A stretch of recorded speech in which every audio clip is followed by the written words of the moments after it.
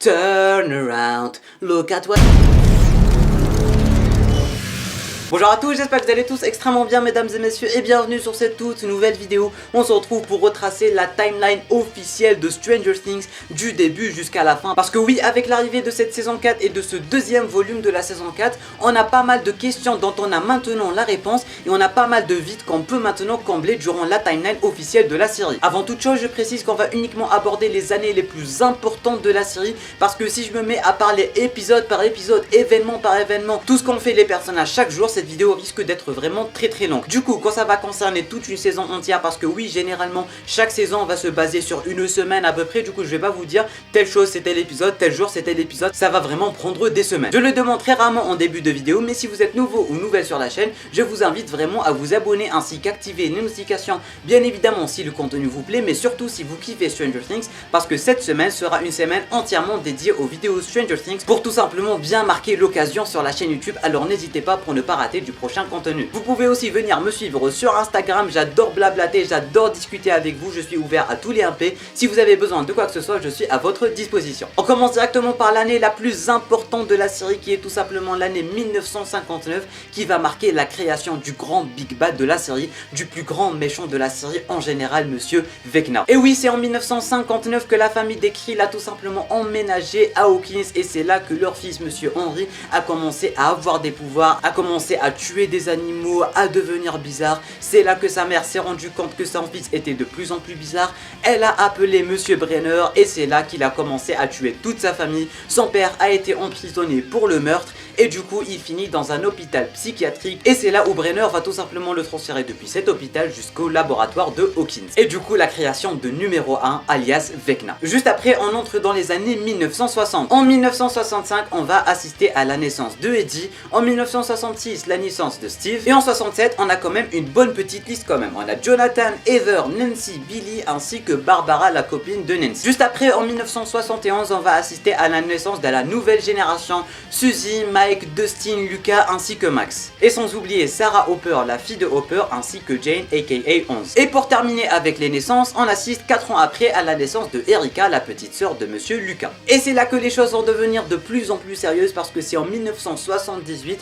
qu'on va assister à la mort de Sarah Hopper, la fille de Hopper. Du coup, ce qui va tout simplement nous emmener à la dépression de Hopper et au fait que sa femme va tout simplement le quitter. Durant cette même année, on a la mère de Jane qui va infiltrer le laboratoire Dawkins pour essayer de retrouver sa fille, ce qui va lui coûter toutes ses neurones et toute sa vie, mais ça en valait la peine, j'ai envie de vous dire. Et un an après, c'est-à-dire en 1979, on va tout simplement assister au combat numéro 1 contre 11, tout simplement, et au fameux bannissement de numéro 1 vers l'Upside Down, à la découverte de l'Upside Down par Brenner ainsi que 11 en général, et une des scènes les plus emblématiques de la série, j'ai envie de vous dire. Et du coup c'est là où ça devient un peu flou vu qu'on n'a pas vraiment les détails sur cette période, mais en tout cas ça va se passer entre 1979 et 1984, c'est-à-dire depuis le bannissement de numéro 1, et du coup ça va être durant ce laps de temps où il va se transformer en Vecna, où il va se retrouver lui-même, où il va tout simplement explorer l'Upside Down, il va apprendre à connaître l'Upside Down, et où il va tout simplement créer le flagelleur mental avec ses pouvoirs, là où il va tout simplement s'inspirer de la fameuse veuve noire qu'il avait vue dans son appartement,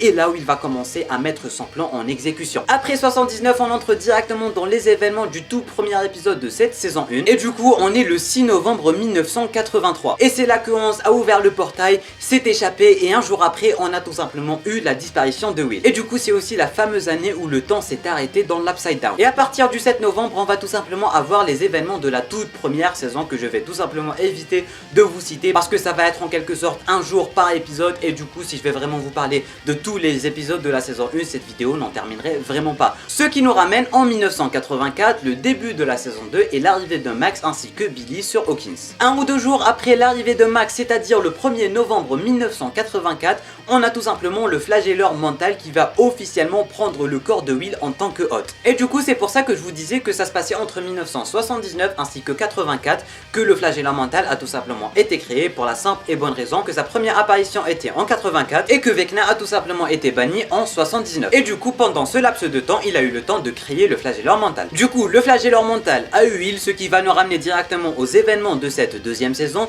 jusqu'à la fermeture du portail par Eleven qui a pour date le 5 novembre 1984. C'est-à-dire que la deuxième saison s'est passée en minimum 5 jours. Encore une fois, je ne vais pas parler de tous les événements de cette deuxième saison parce que voilà, vous regardez l'épisode et tout va bien. Ce qui nous ramène en 1985 et le début de la troisième saison, et là on a beaucoup moins de détails parce que beaucoup moins de choses se sont tout simplement passées en ce qui concerne la timeline. On savait presque rien parce que ça se passait uniquement dans le présent. On avait le flagelleur mental qui est arrivé à Hawkins, il s'est mis à prendre des vies pour remplir son gros corps et tout, et du coup il avait Billy, il avait les autres, tout est bien qui finit bien avec la fin. Eleven perd ses pouvoirs, ce qui nous ramène à la saison 4 qui se passe tout simplement en 1986 et on a les événements de Vecna, à part tout ce qui s'est passé dans le passé dont on a déjà parlé durant cette vidéo. Du coup voilà, je pense avoir dit tout ce que j'avais à dire en ce qui concerne cette fameuse timeline de Stranger Things. Désolé si je n'ai pas parlé des saisons à proprement parler, mais encore une fois cette vidéo risquerait de durer des heures. Dès que ça va parler du présent ou d'une saison en général, je ne vois pas vraiment l'intérêt